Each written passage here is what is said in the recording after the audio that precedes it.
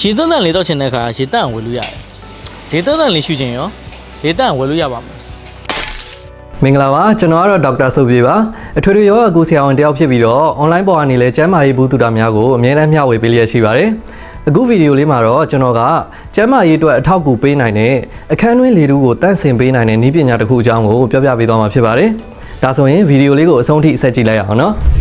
ကိုယ့်ရဲ့အခန်းထဲကိုရုတ်တရက်ကြည့်လိုက်မယ်ဆိုရင်တန့်ရှင်းတက်ရက်နေတယ်လို့ထင်ရပေမဲ့မျက်စိနဲ့မမြင်နိုင်တဲ့ဘက်တီးရီးယားတွေမှိုတွေဖုံမုန့်တွေအများအများရှိနေနိုင်ပါတယ်ဒါတွေကကျွန်တော်တို့ရဲ့ကျန်းမာရေးအတွက်မမြင်နိုင်တဲ့အန္တရာယ်တွေပါအထူးသဖြင့်ကလေးတွေအသက်ကြီးတဲ့သူတွေနဲ့အသက်ရှူလမ်းကြောင်းဆိုင်ရာယောဂအခန်းရှိတဲ့သူတွေဥပမာရင်ကျက်ယောဂအခန်းရှိတဲ့သူတွေအတွက်အန္တရာယ်ပိုရှိနိုင်ပါတယ်ဒါကြောင့်ကျန်းမာတဲ့နေထိုင်မှုဘဝကိုရချင်တယ်ဆိုရင်အရင်ဆုံးလုပ်ရမှာကကိုနေထိုင်တဲ့အခန်းပတ်ဝန်းကျင်ကိုတန့်စင်မှုပါ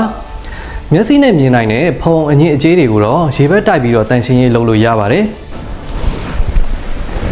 ကဲအဓိကပြောချင်တာကအခုလာပါပြီမျက်စိနဲ့မမြင်နိုင်တဲ့အခန်းတွင်းလေထုကိုတန့်စင်မှုအတွက်ကတော့ air purifying နည်းပညာတွေအများကြီးရှိနေပါပြီအဲ့ဒီအထဲမှာကျွန်တော်အခု sharing လုပ်ပေးချင်တာကတော့ Panasonic ကနေနောက်ဆုံးထွက်ရှိထားတဲ့ aircon မှာပါဝင်တဲ့လေထုကိုတန့်စင်ပေးတဲ့ technology အကြောင်းပဲဖြစ်ပါတယ်ဒီ Panasonic aircon မှာက Nano EX လို့ခေါ်တဲ့အခန်းတွင်းလေထုကိုတန့်စင်ပေးတဲ့နည်းပညာပါဝင်ပါတယ်ဒီ Nano EX နည်းပညာက Panasonic ရဲ့နှစ်ပေါင်း20ကျော် research လုပ်ပြီးတော့မှရလာတဲ့ကိုယ်ပိုင်နည်းပညာတစ်ခုဖြစ်တယ်လို့သိရပါတယ်သူမှာက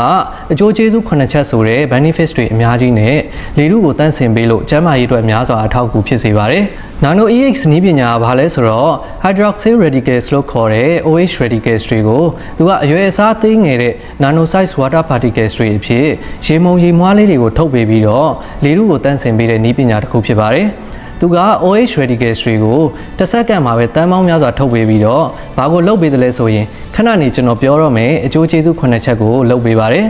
ဒီတော့ aircon ဖွင့်ထားရင်အိမ်ခန်းအတွင်းကလေမတန့်တာတွေအနံ့ဆိုးတွေကိုသူကဓာတ်ပြဲတဲ့နည်းနဲ့ခြေဖြတ်ရှင်းလင်းပေးနိုင်ပါတယ်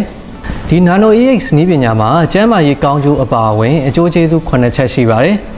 1လေဆိုတာကကင်လို့လည်းမရဘူးမျက်စိနဲ့လည်းမမြင်နိုင်ပါဘူးဒါပေမဲ့1မိနစ်မှာအချိန်ကြီးအများကြီးကျွန်တော်တို့ရှူနေရပါတယ်ကျွန်တော်တို့ရဲ့ပတ်ဝန်းကျင်လေထုထဲမှာလည်းလူကိုအန္တရာယ်ဖြစ်စေတတ်တဲ့ဘက်တီးရီးယားဗိုင်းရပ်စ်စတဲ့ပိုးမွှားတွေကရှိနေတတ်ပါတယ်ဒီလိုကောင်တွေကိုသူကဖယ်ရှားရှင်းလင်းပေးနိုင်ပါတယ်နှစ်အလယ်ဂျီဖြစ်စေတဲ့ပန်းဝင်းမုံဝစ်ဆန်တွေကြောင့်အရေပြားယားယံတာရင်ကျက်တာဓာတ်မတည့်တာမျိုးတွေမဖြစ်အောင်လည်းရှော့ချပေးနိုင်ပါတယ်၃မိုးရာသီမှာအဖြစ်များတဲ့အခန်းပတ်ဝန်းကျင်မှာအဆိုးဓာတ်များပြီးတော့မှုန်နဲ့ဆွဲတဲ့ပြဿနာကိုလည်းကြိုတင်ကာကွယ်ပေးနိုင်ပါတယ်၄သူများတွေနဲ့မတူတဲ့ထူးခြားချက်ကတော့အိမ်မှာမွေးထားတဲ့ခွေးကြောင်စားတဲ့အိမ်မွေးတိရစ္ဆာန်လေးတွေကနေထွက်တဲ့အနံ့အသက်တွေကိုဖယ်ရှားပေးပါတယ်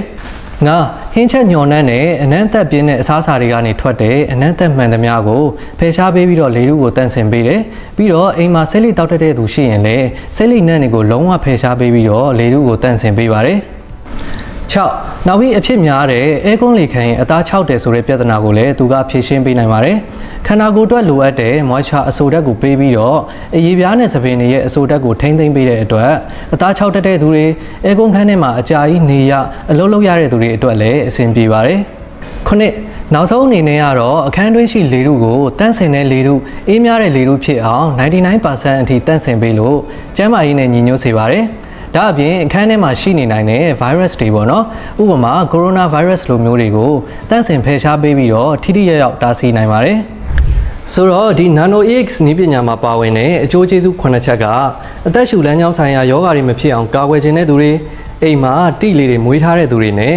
ကိုယ့်ရဲ့ lifestyle ကိုပိုမိုကျန်းမာစေခြင်းတဲ့သူတွေအတွက်အရန်သင့်တော်ပါတယ်ပြီးတော့ aircon က inverter type ဖြစ်လို့မီးအားစားတတ်တာပြီးတော့solar inverter battery type တွေနဲ့တွဲသုံးလို့ရနိုင်တာလေသူ့ရဲ့အားသာချက်ပဲပေါ့နော်ကဲဒီလောက်ဆိုရင်အခန်းတွင်းလေထုရဲ့ကျန်းမာရေးအတွက်အရေးပါပုံနဲ့